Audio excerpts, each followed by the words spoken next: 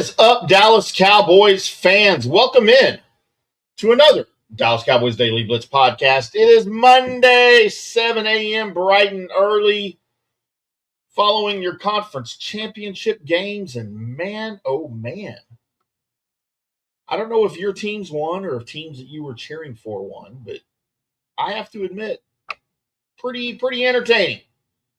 The NFC portion of it, I don't know who I was cheering for. I think in a lot of ways I want to see Sam Darnold do something good because he's clearly had nothing but crap thrown his way his entire career.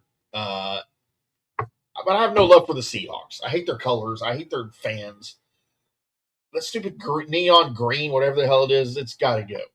But I like Mike McDonald. Rams, the Matt Stafford, Dallas connection thing, I guess. I really didn't have a dog in that fight, but for some reason I found myself cheering for the Rams more. I don't know why. On the AFC side of it, anybody but the Patriots. I would have been fine with anybody well in the Steelers. I can't believe the Patriots are going back to a friggin' Super Bowl. No love for that franchise whatsoever. I love Mike Vrabel. I wanted him here in Dallas. He's not here, so screw you. Drake May, not a fan. I don't know why. Can't put my finger on it. I just can't believe the friggin' Patriots are already going back to the Super Bowl. 7 years removed from Tom Brady? So it is what it is. I know who I'll be cheering for in the Super Bowl, and it won't be the Patriots. But fun weekend in football, fun weekend in college basketball, too, if you're a fan of that. Did you spend the entire weekend watching defenses in those two NFC championship games, especially in the Broncos game? By the way, I still firmly believe the Broncos would have won that game had they had Bo Nix at quarterback. I know the weather became a factor there, but I think Bo Nix gets the job done there. No, nothing against Jarrett Stidham, dude. You just have not played. Not his fault. And he made a couple of huge errors. But we are not here to talk NFL football, boys and girls. We are here to talk about Christian Parker as the new Dallas Cowboys defensive coordinator. And look, this is not just another coordinator change. This is a complete philosophical shift, a schematic reset, if you will. A much-needed schematic reset and philosophical shift. So today I thought we would walk through what Parker's defense is going to look like, why it's different, which Cowboys players can stand to benefit from this, and why some could struggle from all of it. Before we get to all of that, it's time for your daily dad joke, boys and girls. As we put some levity into your morning, bright and early. If you guys are getting ready for work, by the way, the roads are still horrible. I didn't check my mail Saturday, so I tried to walk down to the mailbox down my very short driveway in my neighborhood, but it's on a little bit of an incline, and we got a little bit of snow on top of the sleet and the ice yesterday. But, yeah, I just pretty much slid on my butt down the minor slope of the driveway and had a hell of a time trying to get back up in my slippers. That was dumb, I know, on my part. Tiffany in Benbrook offers us our daily dose of the dad joke. If you would like to have your dad joke submitted and considered for air, it is info@fanstreamsports.com. Put dad joke on the subject line to make sure that it comes to me directly. And if you would like a free FanStream Sports t-shirt, I'm not wearing one today, but you guys have seen what they look like, or you can go see what they look like on our website, fanstreamsports.com/merchandise. Probably should shorten that to merch. But, just throw me your address and your size as well, so we can get you a t-shirt in the mail. Tiffany and Benbrook submits, I was going to tell you a joke about time travel, but you didn't like it.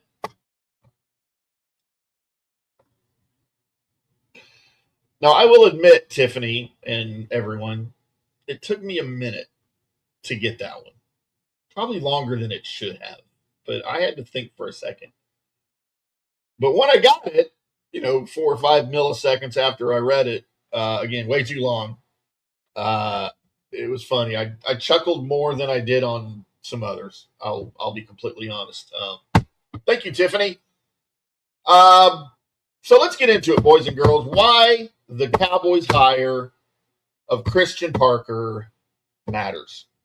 And first things first, there are big changes coming to this Cowboys defense and probably the Cowboys roster on the defensive side of the ball. And I don't know about you, but I think that's a good thing.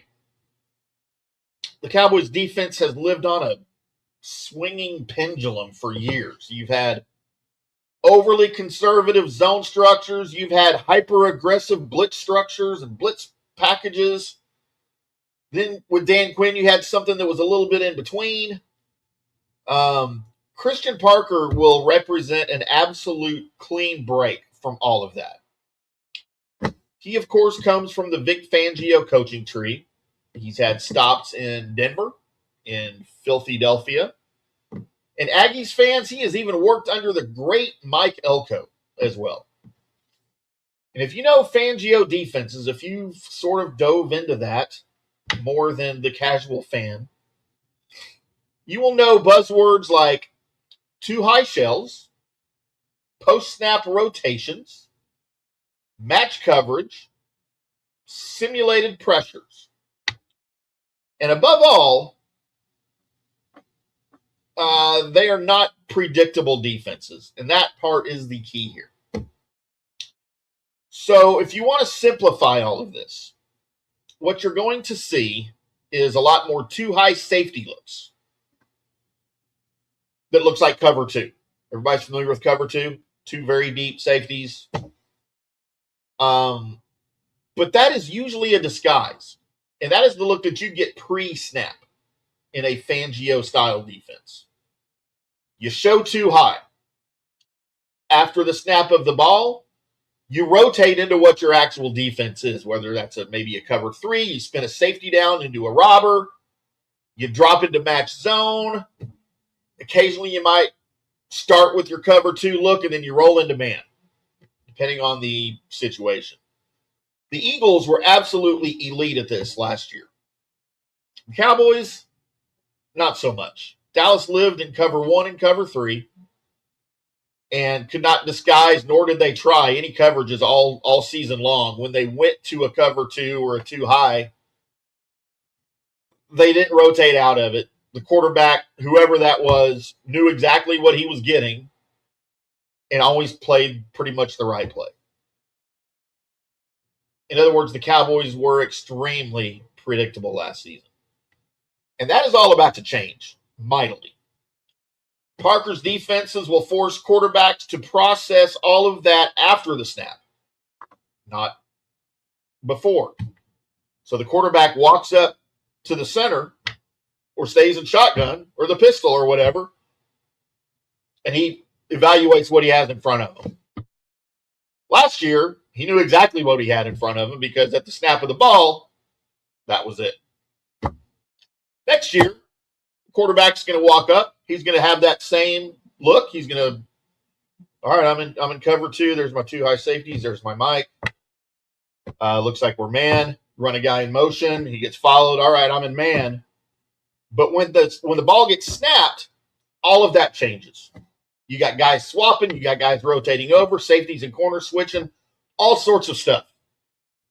So then now the quarterback has to process who's on who's open based on the rotation of the coverage, not what he saw pre-snap.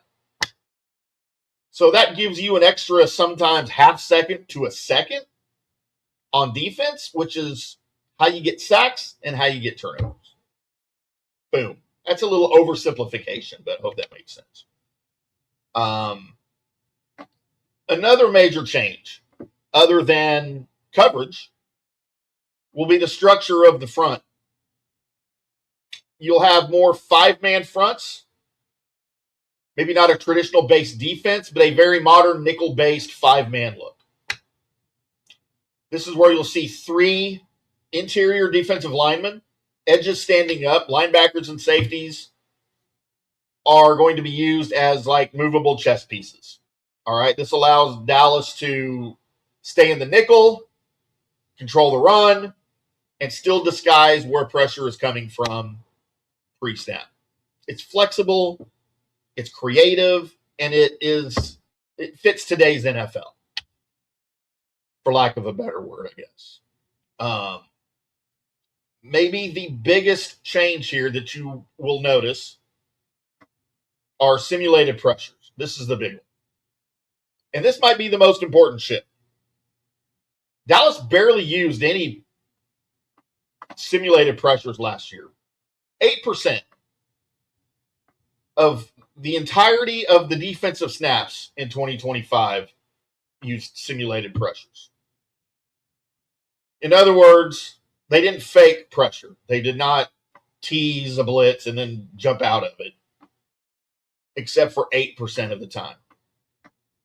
So when they showed pressure, they brought it almost every single time. Good offenses catch on to that.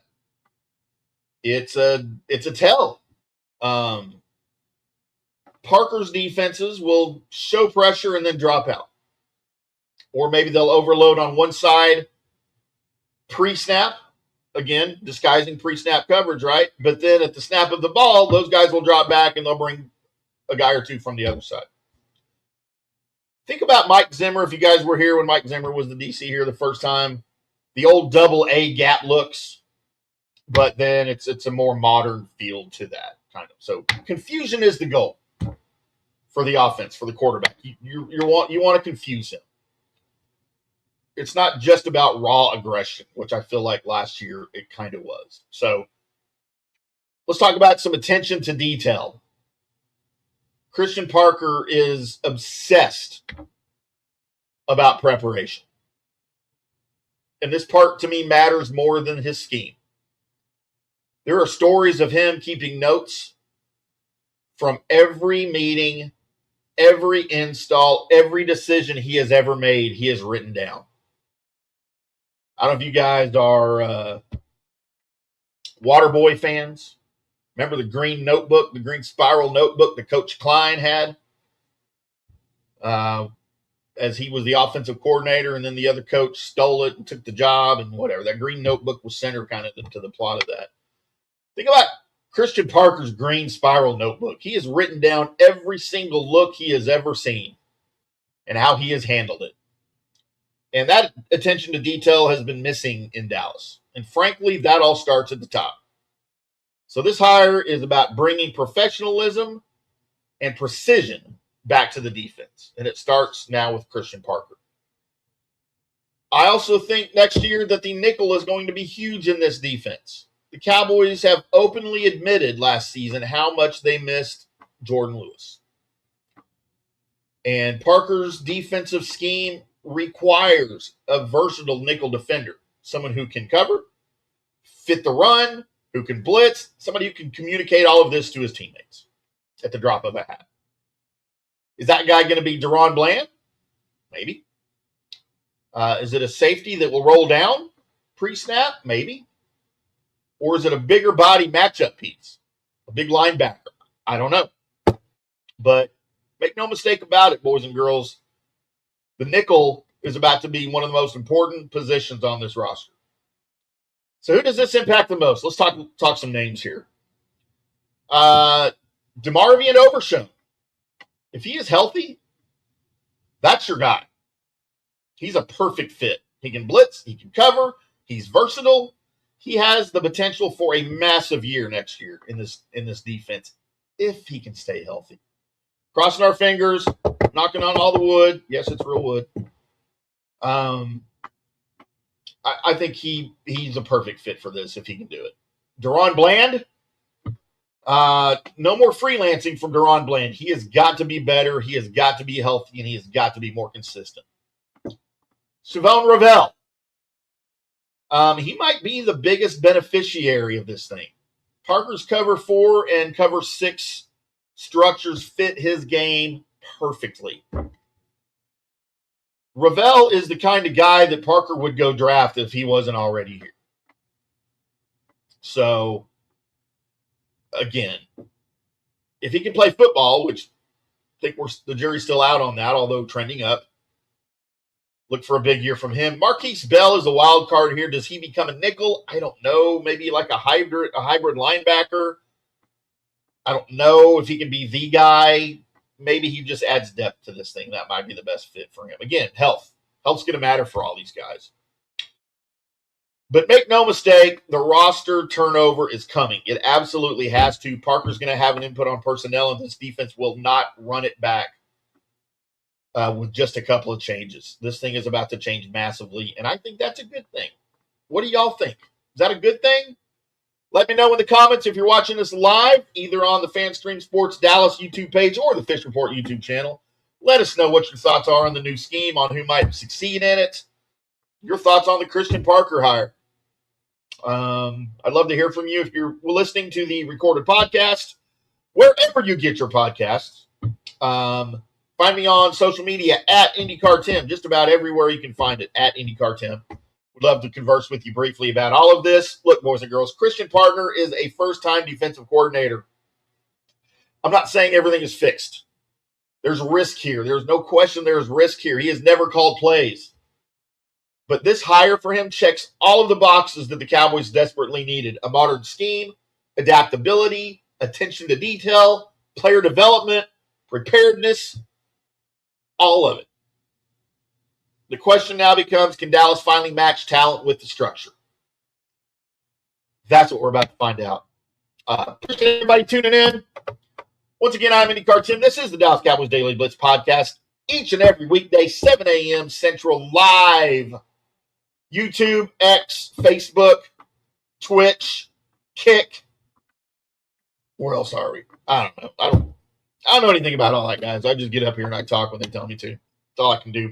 We will be back on Tuesday, tomorrow, with another Dallas Cowboys Daily Blitz podcast. Until then, boys and girls, we'll see you.